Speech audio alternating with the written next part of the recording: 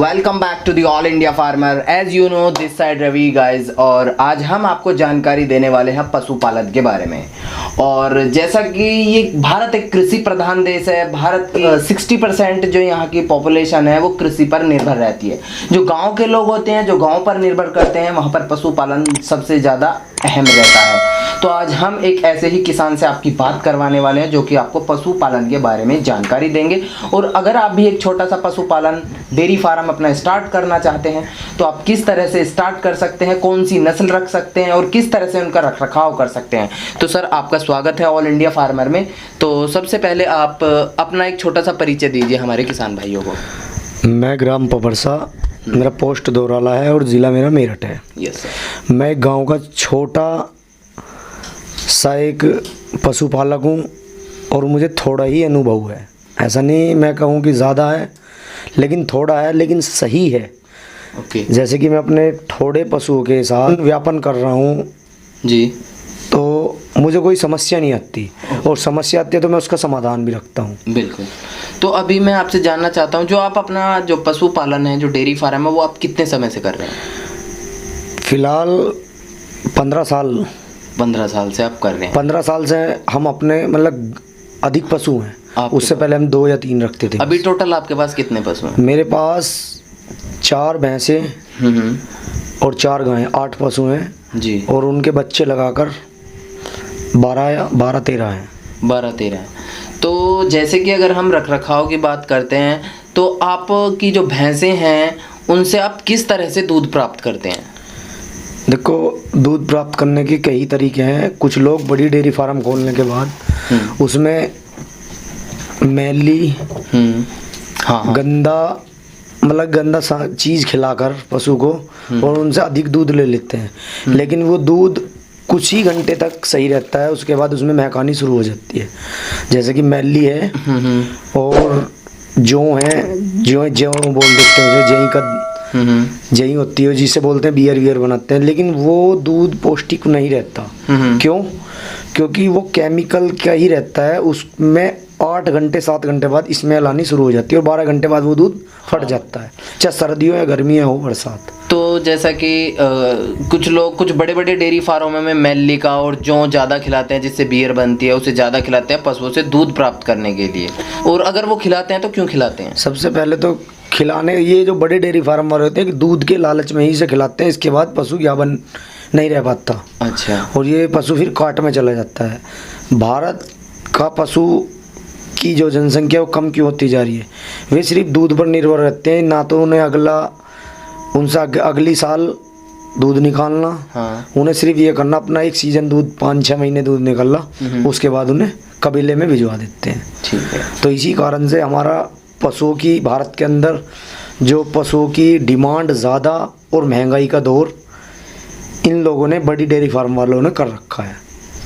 तो अगर आज की डेट में हम बात करते हैं, अगर कोई किसान पशुपालन भैंस पालना चाहता है तो वो कितने भैंस से स्टार्ट कर सकता है? अगर भैंस लाए या फिर बच्चे से स्टार्ट करे?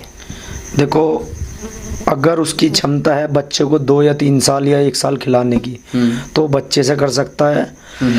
और अगर वह चाहे तो वो नया पशु लाके भी, जैसे 15 दिन ब्याह हुआ या 20 दिन का ब्याह हुआ, उससे भी अपना जीवन चला सकता है। तो मिनिमम 2 या 3 पशु से ही उसका टारगेट पूरा होगा। ऐसे नहीं कि एक से नहीं हो पाएगा कभी भी।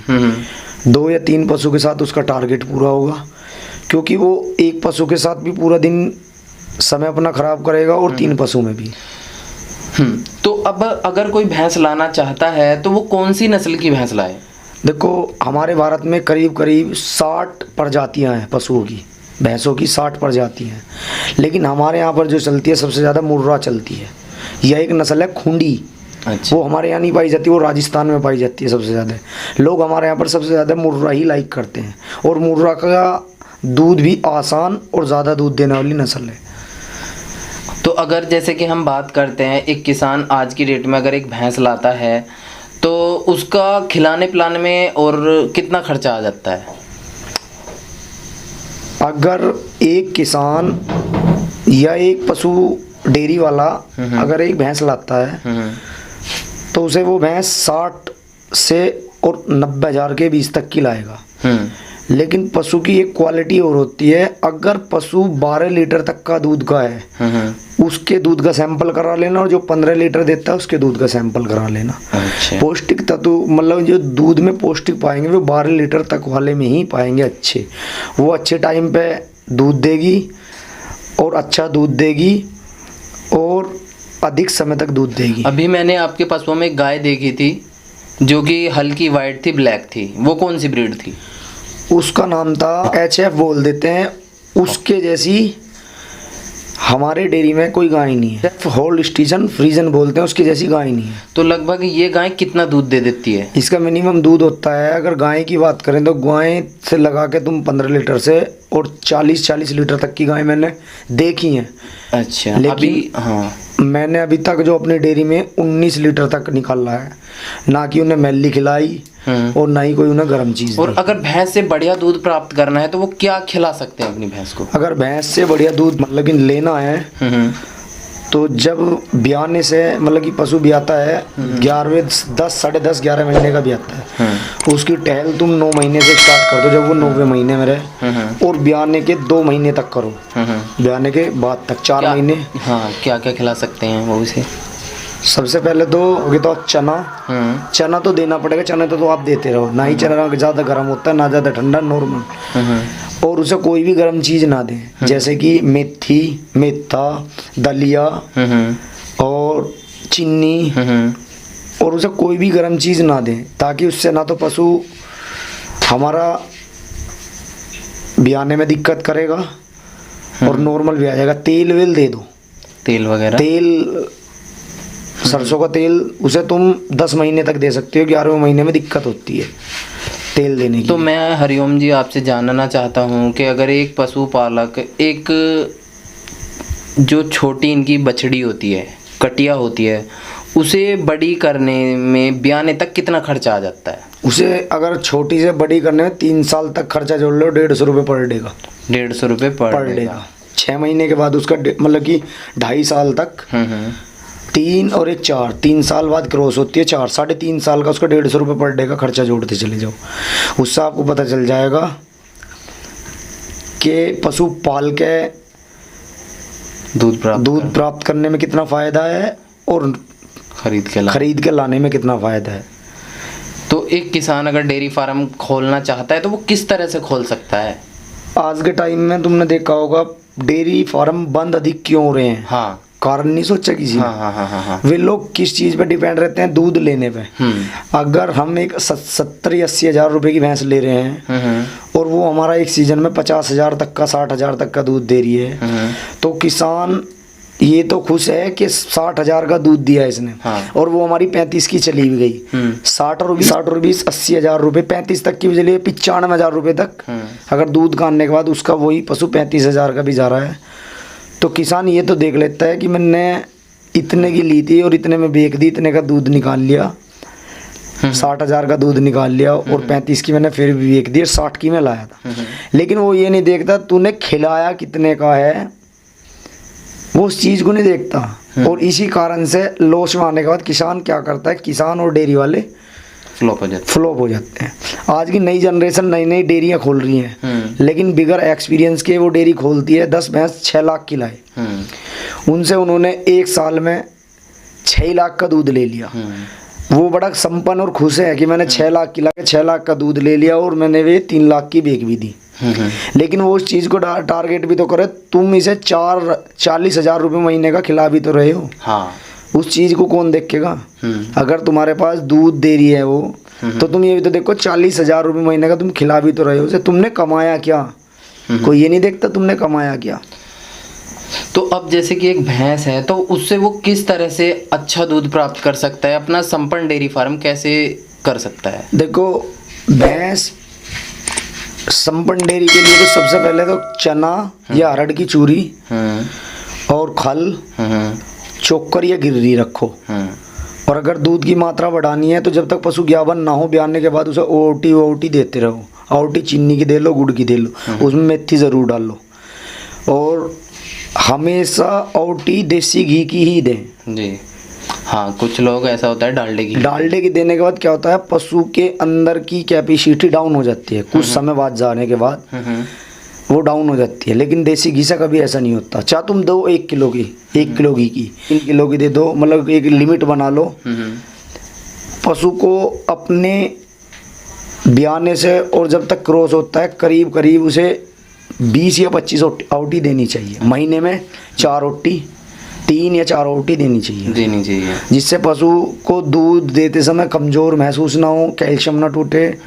और बहुत नुकते हैं और बहुत से लोग कह देते हैं मेरी तो 25 लीटर दे रही, मेरी 30 लीटर दे रही होगी, लेकिन जो वो 12 लीटर दूध दे रही है उस भैंस का दूध और वो 25 लीटर 20-25 लीटर वाली दूध का अब जो सैंपल है वो करा के देखना कभी। अब जैसे कि भैंस पाल लेते हैं कुछ किसान और उन्हें एक्सपीरियंस तो होता नहीं है, अब इनमें किस किस तरह की बीमारी आ जाती है? भाई खुरपका है, मुंह पका है और अफारा सबसे खतरनाक होता है। अफारा भूसा खाने के टाइम पशु को कम पानी गिरना या कम पानी पिलाना ही अफारे की एक सबसे खतरनाक जड़ है। अच्छा। और वो सबसे ज़्यादा जो आता है वो जुलाई, अगस्त और सितंबर के महीने में सबसे ज़्यादा पशुओं में बीमारी आती है, क्योंकि वो जो समय होता है बरसात का होता है। पैरों में कीड़े पड़ना और मुंह आना, लार फेंकना, ये सबसे ज़्यादा जो आता है वो इसी टाइम आता है। तो अब पशु इन चीज़ों से बचाव के लिए किसान क्या कर सकता है? अगर सबसे पहले तो पशु को कैल्शियम का ध्यान रखो। पशु नियार कम खा रहा है उस पे एक नज़रअंदाज ना करके अंदाज करें कि क्यों कम खा रहा है, तुरंत डॉक्टर से संपर्क करें। और अगर देसी नुक्ते पे जाना चाहते हैं तो मैं अगली वीडियो में बताऊंगा क्या देना चाहिए, किस पशु को क्या देना चाहिए। मैं दावा करता हूँ, खुला चैलेंज है मेरा, अगर मेरे कहने से एक पशु को जो मैं कहूँगा वो खिला के देख लेना, एक सीज़न अपने तरीके से दूध निकालना और एक तरीका मैं बताऊँगा उसके बाद निकाल के देखना। अगर पशु डबल दूध और सैंपल का ना दे तो बात अलग है। तो अब जैसे सर्दी के मौसम आने, अब जो है अब अगस्त का लास्ट चल रहा है, सर्दी का मौसम आने वाला जो है, एक पशु को रखने के लिए, उसे ठंड से बचाने के लिए किसान क्या क्या कर सकता है? भाई सबसे पहले तो एक रख रखाव दिन के लिए धूप की व्यवस्था हो। हाँ। और रात को उसको न्यूनतम टेम्परेचर पे वो बनना चाहिए पशु। अच्छा। जो उसका मतलब कि अगर एक कमरा लो तो उसमें वातावरण ऐसा होना चाहिए हवा ना आए, उससे पशु दूध भी कम देने लगता है और दूध की क्वालिटी भी घटनी शुरू हो जाती है। जो सैंपल टाइप है वो घटनी कम हो जाती है उसकी। और बहुत से लोग ये कहते हैं मेरी तो 25 लीटर दे रही, 25 तो मैं भी बना दूंगा। मैं 25 लीटर दूध कुछ ज़्यादा नहीं होता। लोग पशु अपना खरीद के लाने के बाद कहते हैं मेरा 25 दे रहा, मैं यहाँ बना के दिखा दूँ, खुला है जाओ। लेकिन वो 25 लीटर दूध और वो 10 लीटर दूध के बराबर पड़ेगा, किसी भी एंगल से देख लेना। उस दूध में शिकायत नहीं आएगी, क्योंकि हमारा जो डेयरी फार्म है हम अपना दूध निकाल के ही लोगों में पेश करते हैं या देते हैं वहाँ, हमें शिकायत नहीं आती। बहुत से बताते रहते हैं हमें यार दूध में महक बता रहे हैं, कोई बता रहा है कि दूध जल्दी फट रहा है। वो कारण क्या है? वो यही तो है, पशु के साथ छेड़छाड़ करना। तो इसी कारण से दूध की जो मात्रा है वो डाउन हो जाती है, पीने में भी अच्छा नहीं लगता। तो जो पशु गाभिन नहीं हो पा रहे उनके लिए क्या करना चाहिए? अगर पशु ज्ञापन नहीं हो पा रहा उसका मैं तुम्हें बताऊंगा अगली वीडियो में, आपको 3 बीमारी और पशु ज्ञापन न होने के कारण बताऊंगा। लेकिन एक पशु के साथ छेड़छाड़ करना, मैली खिलाना, जौ खिलानी, गर्म चीज़ खिलानी, वो इसी कारण से रुक नहीं पाता। अगर तुम उसके दूध के इच्छुक ही रहोगे कि दूध ही लेना इससे, तो फिर ज्ञापन होने में बहुत दिक्कत करेगा। तो मैं अब आपसे 70% पशु ऐसे ही होता है जिसके साथ छेड़छाड़ करी जाती है खिलाने पिलाने में। उसे गर्म चीज़ मेथी दी जा रही, चीनी दी जा रही, एक टाइम से एक्स्ट्रा में दी जा रही, तो पशु ज्ञापन नहीं रहेगा। और उस पशु को सबसे खतरनाक बीमारी होती है जो इंसान के अंदर पाई जाती है, वो होती है हेमरेज। अच्छा। तुमने देखा होगा बहुत सा पशु खड़ा गिर जाता है और मर जाता है, वो उसी पशु के साथ होता है जिस पशु के साथ छेड़खानी की जाती है, क्योंकि वो ज़्यादा गर्म चीज़ खाता है। ज़्यादा गर्मी में रहने के कारण उस पशु के साथ सबसे ज़्यादा हादसा होता है। आज मैं सभी अपने किसान भाइयों से और डेयरी फार्म वालों से एक ही रिक्वेस्ट करता हूँ, पशु के साथ छेड़छाड़ ना करें। जैसे कि उसे गलत सलत चीज़ खिलानी, दूध प्राप्त करना, उससे तुम लॉस में जा रहे हो। तुम लॉस में जा रहे हो।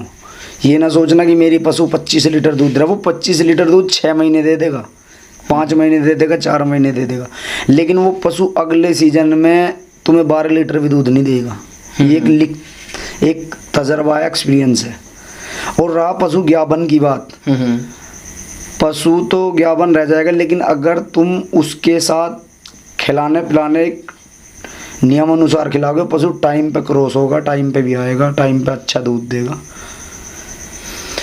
तो आजकल ऐसी ऐसी टैबलेट, ऐसी ऐसी आधुनिक चीज़ आ रही हैं जिन्हें पशु को तुम शाम को खिलाओ, सुबह 2 लीटर फालतू दूध दे दे, लेकिन एक उसके जो पाचन क्रिया के साथ तुम जो एक छेड़छाड़ कर रहे हो, वो तुम्हें आने वाले टाइम में नुकसान देगा। यानी किसान का ही नुकसान। आज तुम 2 लीटर फालतू ले लो, आने वाले 10 दिन बाद वो 2 लीटर ही कम देगा। तो किसान भाइयों, हरिओम जी ने अपना एक्सपीरियंस आपको शेयर किया है, और मिलते हैं हम नेक्स्ट वीडियो में। आपको हमारे द्वारा बनाई गई वीडियो अच्छी लगती है, लाइक, कमेंट एंड शेयर करना बिल्कुल ना भूलें।